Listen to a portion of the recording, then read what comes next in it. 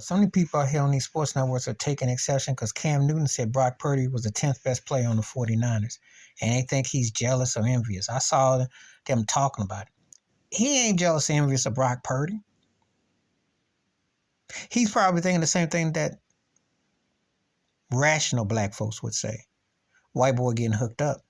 When have you ever known a white Super Bowl starting quarterback who they basically said he hasn't even into the prime peak of his career where they said, okay, your running back's the best player on the team? When have you known that? When have you known that? When have you known that? I have never known that. This is the first time I ever remember it. Ever. I never even seen it. Even when Montana won his first ring and Brady won his first ring, I've never seen a white starting quarterback where they just said, move out the way, the back is better than you are. You know. See, because back in the 70s, for instance, O.J. Simpson didn't lead the Bills to the Super Bowl. He was great. He dominated the quarterback. Even the Steelers never said back off Bradshaw when they won. Cowboys never told Staubach to back off and defer. Even that Miami Dolphins team with David Woodley at their quarterback, they didn't tell, I think it was, I want to say Tony Nathan, I got to go back. They didn't tell him to back off. They never told that. This is unheard of territory.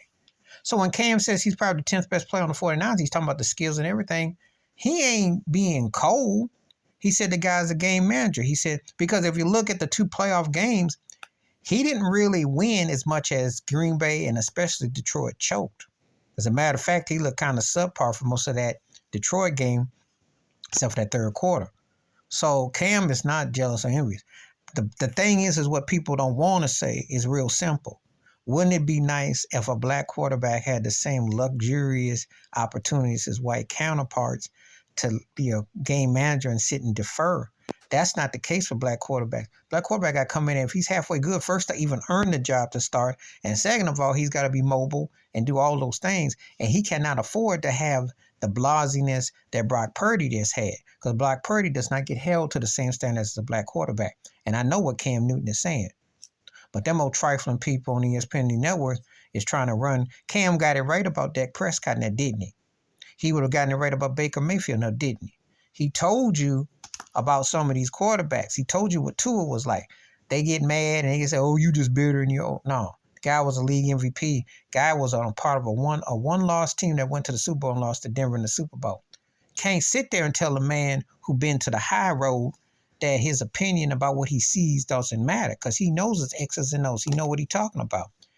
Brock Purdy's decent, but all this Joe Montana love or making him out to be something that he isn't yet is premature.